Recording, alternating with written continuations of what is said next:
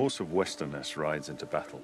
He forms an unbreakable bond with the soldier he bears. Hey everybody, Ryan's on vacation, but I'm Doug and I'm here to do a breakdown of Rings of Power, and boy, I'm really nervous. I don't know if I can do this. Hello, Doug. I'm Brian. May I once again offer assistance? Oh, yes, very much. Thank you. All right, then. Welcome back to ScreenCrush. I'm Brian Silliman, temporarily filling in for Ryan Arey, and these are all of the Easter eggs, references, and little things that you might have missed from Episode 6 of The Lord of the Rings, The Rings of Power. We found out in the previous episode that the creepy sword hilt that has been prominent in the series thus far is a key. A key to what? We find out towards the end of Episode 6. And many of our viewers were right. Indeed they were. Many viewers were bang on about what this key actually does. I myself had my own suspicions. Well, you didn't mention them. Okay then. When the episode opens, we see Adar planting seeds. Not only is this symbolic of how Adar himself has grown new orcs all on his own, it has another symbolism for his elvish nature, something that we'll discover from another character later on. He speaks the line, which is a curious thing for an elf to say. Elves have the gift of immortality, something that was not granted to the race of men. While they are immortal, they are not invincible. Elves can be killed, or they can also die of grief. The first episode of this series told us that the elves did not have a word for death before they went to war, so this ritual likely developed during or after that time. Though he has been mutilated, there is still plenty of elf within Adar. When he addresses his children, who all hold fiery torches, it reminded us of Saruman addressing the orcs that he created in the movie of Fellowship of the Ring. You will taste man flesh! Unlike Saruman or Sauron, Adar talks to these orcs as brothers. They are not slaves to him, even though some will die in his service. Some of us will fall. Some of you may die. He says they won't be unnamed either, which is something he brings up again later in the episode. In the Third Age, Saruman's Uruk-hai had names, Ugluk being one, and even the orcs of Sauron were named in Tolkien's books occasionally, including Grishnak, Shagrat, and Your Mother. Hey, you didn't do the joke right. I had to try. So does your mom. Adar wants them all to be sisters and brothers, but the most notable thing of all that he wants them to have is a home. Because of the Southland's location and these orcs not being able to abide the sun, you can already tell what he has in mind. He's not going to rent them a condo block in the Poconos. He calls them Uruks multiple times here, which is getting close to the name Uruk-hai that Saruman would give his own creations in the Third Age. The word Uruk almost translates to orc from Black speech. Waldreg asks Adar about Sauron, obviously not learning his lesson from the previous episode at all, and Adar's slow turn to him makes us think once again that Adar and Sauron may not be on the best of terms. Arondir's shot that brings down the tower immediately made us think of this. While in the two towers, the plan was to get everyone out of the city and barricade them into a fortress, this plan ends up being the reverse. Barricade the enemy inside the fortress, and then barricade everyone else inside a village. In the first Hobbit movie, Bilbo Baggins gives his pony an entire apple. In this episode, Isildur gives his horse a bite of an apple, and then keeps on eating that same apple. Sharing is caring. He then throws what's left of the apple into the sea. It doesn't hit Bill Ferny or Pippin. Or about second, but at first. Galadriel reminds us once again how keen the eyes of elves are. It'll be visible to your eyes in a few moments. Legolas, what do your elf eyes see?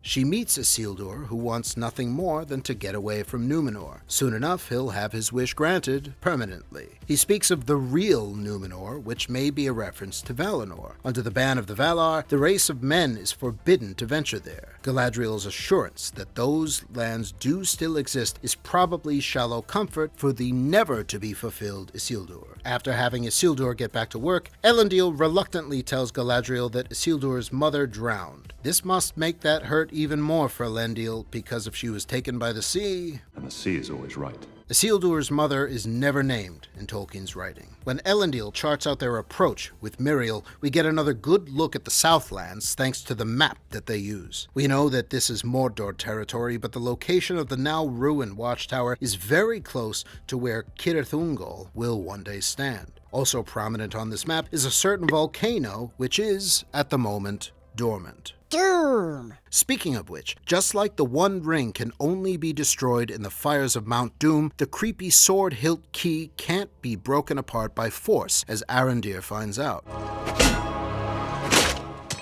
It's going to take more than that, but at least it didn't blow him backwards. The works of Sauron are not so easily destroyed. The ring cannot be destroyed, Gimli, son of Gloin, by any craft that we here possess. Much like the writers of Rohan, these people enjoy putting orc heads on pikes. Arondir has the following to say to the people. Soon the sun will set. Do your part, and I swear to you, you shall see it rise again. This might be a bit of a stretch, but this line is very similar to one of our favorite lines in all of Tolkien. In the Silmarillion, the battle cry of the completely outnumbered Húrin during the Battle of Unnumbered Tears is Aure entu lava, day shall come again. When Theo is set to guard the women and children, we thought of how Éowyn is given a similar task in the movie of the Two Towers. He adds in this, I can fight, which Éowyn says earlier in the movie. I can fight! When Bronwyn repeats words she used to say to Theo when he was little, some of them sound familiar. This shadow is but a small and passing thing. Two different speeches from Samwise Gamgee come to mind, starting with this one in the Two Towers. but in the end, it's only a passing thing, this shadow. And the one in this scene from The Return of the King. There's light and beauty up there that no shadow can touch. Arondir lets us know about the seed planting thing that we saw Adar do in the opening. It is a tradition among elves. Before the battle begins, plant one. Once again, it is new life in defiance of death. The Valar who watches over growing things and those who tend them that Arondir mentions is very likely a reference to Yavanna, the mighty Valar who first grew all of the plants of Arda. Her husband was Aule, who we've mentioned before is the Valar who created the dwarves. Yavanna feared that the dwarves, as well as the elves and men, would cut down her trees, and she brought this issue to Manwë, who then brought it to the very top of the chain to Eru Ilúvatar, who took pity on her and created the Ents. Look, the trees! They're moving! Is that all she did? Far from it. Of her many, many deeds, one of the more fun ones is this. When the Maiar who would form the Istari were being chosen, Yavanna asked the Maiar Curumno to bring the Maiar Iwendil with them. Curumno became him, Or embrace your own destruction. and Iwendil became him. Saruman likely regretted this later, but he wasn't about to refuse the wish of one of the Valar. Do not speak to me of Radagast the Brown. He's a foolish fellow. Also sent by Yavanna, your maternal figure. No, that's still not right. Okay. Arondir and Bronwyn steal a kiss, but is it their first? We'll need Theo to brush that hair off of his ears before we can say for certain. When the orcs slowly approached the village in the night, we immediately thought of the Uruk-hai approaching Helm's Deep. Arondir getting tossed around by this big old boy definitely made us think of Legolas meeting Bolg for the first time in the desolation of Smaug.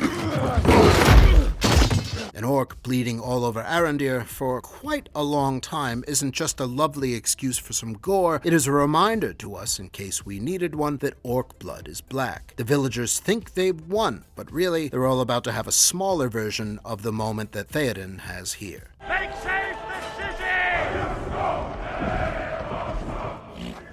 Because of this.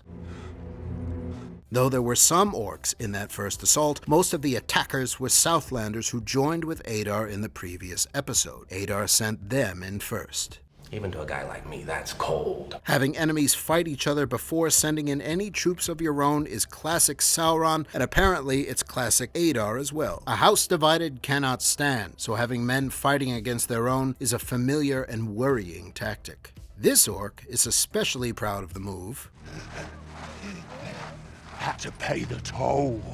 But all he's really doing is making us think of this. You gotta pay the troll toll to get in. Arondir doesn't seem to have the talents for elvish healing that we've seen Tauriel use in The Hobbit, but that was more of a movie invention. The best they can do here is use seeds, somewhat akin to Aragorn's use of Athelas, and cauterize it back and front. Medic! When the men of Númenor ride with all their might to the rescue, we get another good look at their armor and helmets. Some of you viewers rightfully pointed out that the designs are similar to some designs of the men of Rohan. Helping to drive that notion home here is naturally the fact that they're charging on horses. Ride now to Gondor! The mysterious key serves a smaller scale story purpose in this episode in much the same way that the One Ring does. Adar wants it, he's willing to go to any lengths to get it, but Arondir has hidden it. You have something I want. Adar is perfectly willing to kill every single person in the room until Adar gives the key to him, which is something to remember for later. Adar calling it such a little thing also made us think of this. It is a strange fate that we should suffer so much fear and doubt over so small a thing, such a little thing. Theo is the one who reveals where the key is located, though he only saw Arondir heading into this building earlier, not necessarily where he hid it. Theo continues to have a connection to the key, much like Frodo Baggins and the other ring bearers have a connection to the One Ring. It's not a healthy connection. Definitely isn't. The way that the key is wrapped is very similar to how Radagast has wrapped up the Morgul blade in the first Hobbit movie. The men and the orcs don't hear horns, but they do hear hooves, and that means that much like the men of Rohan will do later on, the Númenóreans have come. Their battle tactics definitely evoke the Rohirrim, and Galadriel's moves on horseback instantly made us think of this. It might be an overcast day, so direct sunlight isn't bothering these orcs as much as it normally would, but symbolically, we see the Númenórean sigil of a sun, so in a roundabout way, the sun is still trouble for the orcs. Miriel, their leader, wears a helmet that also evokes the sun. Elendil, who wears a helmet that looks exactly like the ones worn by the Gondorian Citadel Guard, is saved by Halbrand in the middle of the battle. The future king of Gondor and Arnor is saved by the soon-to-be king of the Southlands. When Galadriel rides after a fleeing Adar, it is a reverse of the Black Rider chase from Fellowship. An elf is now chasing the enemy. Galadriel's whisper of Núralim to her horse here makes us think of the Fellowship movie, where Arwen asks the same of her horse Asfaloth. Translated from Elvish, Núralim means ride fast. I always Núralim. I know you do. Where are the Harfoots? Not in this episode. Where are the dwarves? Also, not in this episode. Where is Ryan? Not in this episode, but he'll be back soon. They shall come again. Ore and Tulava. When Halbrand meets Adar, he makes it clear that they have met before. Halbrand is ready to kill him, but Galadriel wants him for questioning and stays his hand. Adar's taunting gets to him, especially when he asks if he killed someone close to Halbrand. A woman, perhaps a child. Eat your tongue. The emotions that Halbrand displays make us think that we can put the Halbrand is Sauron theory once again to rest. But can we, though? A good point. It could be more complicated. Let us examine that claim for a moment, former Commodore, shall we? If Halbrand was Sauron, he'd want Adar and any information that he had not to fall in Galadriel's lap. Halbrand is ready to kill him on the spot. When Halbrand asks Adar if he remembers him, Adar's response could be deceptively simple. No. Is Adar playing along with the ruse, or does he really just not recognize this new guise of Sauron? More likely is that Halbrand is not Sauron at all, but we'd be negligent if we snuffed this theory completely. It's so hot right now. So hot right now. When Galadriel interrogates Adar, she says that she heard stories of elves taken by Morgoth when she was a child. Tortured, twisted, made into a new and ruined form of life. This is true in some of Tolkien's writing, though the origin of the orcs was never firmly decided by him and is debated by Tolkien scholars to this very day. Morgoth Melkor was always involved, that much is clear. At one point, Tolkien wrote that they were created by him whole cloth in mockery of the elves. At another point, it was decided that Melkor was unable to create life himself, so he captured and twisted the elves to form what would become orcs. The Adar storyline here makes it clear that the series is going with the orcs began with corrupted and tortured elves bit from the Legendarium, something echoed by Saruman in the Fellowship movie. They were elves once, taken by the dark powers, tortured and mutilated.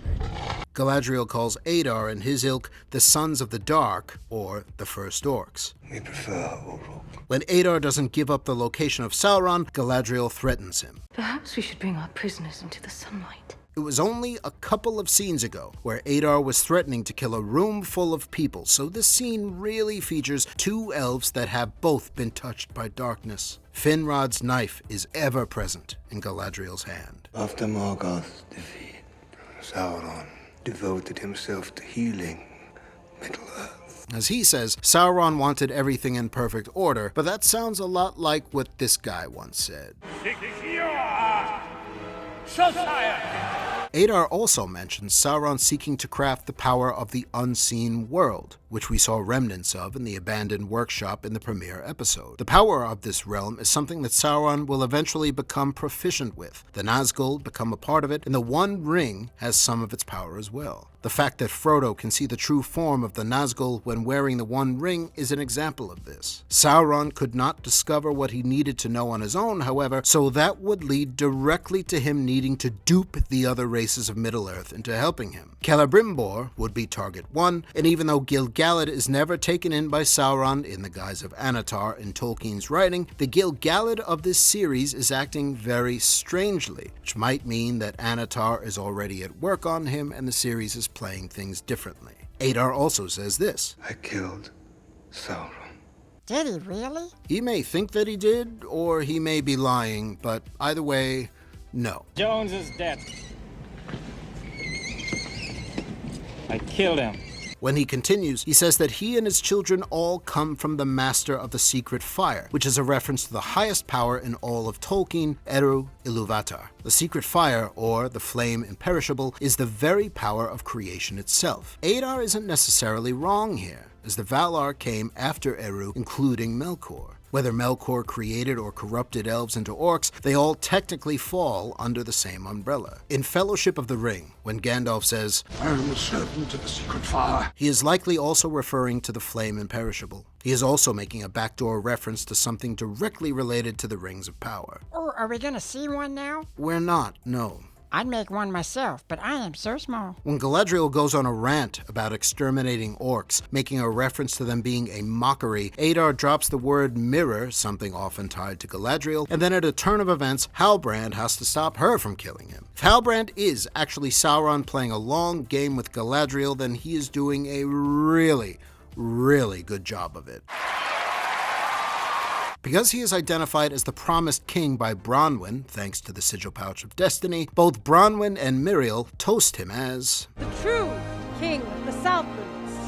So he's not Sauron? I'm still hedging my bets, but I'd say it's far more likely that he is one of the kings of men who ends up with one of the 9 rings and will become a ring wraith. Either that, or he will end up as the king of the dead. When Arondir brings the still unwrapped sword hilt key to Theo, Theo talks about how connected he truly is to the object. It's not just guilt, I feel.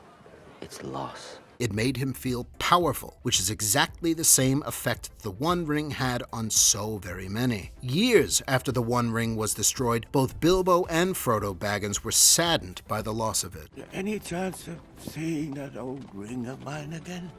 Sorry, Uncle. I'm afraid I lost it. When finally unwrapped, Theo discovers it's a fake. Waldreg has the real key, and he uses it to do precisely what many of you thought that he would. Before we see the fallout, Elendil calms a horse, much like Aragorn calmed the horse that belonged to Theodred in the Two Towers movie. No, either we. Where did Elendil learn this? From your mother. Hey, Elendil said it. I didn't. When the mayhem that the turning of the key has unleashed starts going off all around the village, the orcs begin to chant Orodruin. It is the name of the dormant volcano in the distance, which you might know better by the name Mount Doom. Thanks to the key, it is dormant no longer, and it roars to life. It will no doubt poison the skies of this land and make the soon-to-be Mordor the ever-clouded home that Adar wants for his children. Whether by intention or by mistake, Adar has also now given Sauron something he very much needed. Celebrimbor's forge isn't built yet, but Sauron's forge just roared to life. It is within the cracks of Mount Doom that Sauron will eventually create the One Ring. That's all the Easter eggs we found, but if you found any, let us know in the comments below or at me on Twitter. And if it's your first time here, please subscribe and smash that bell for alerts. For ScreenCrush, I'm Brian Silliman. Namarie.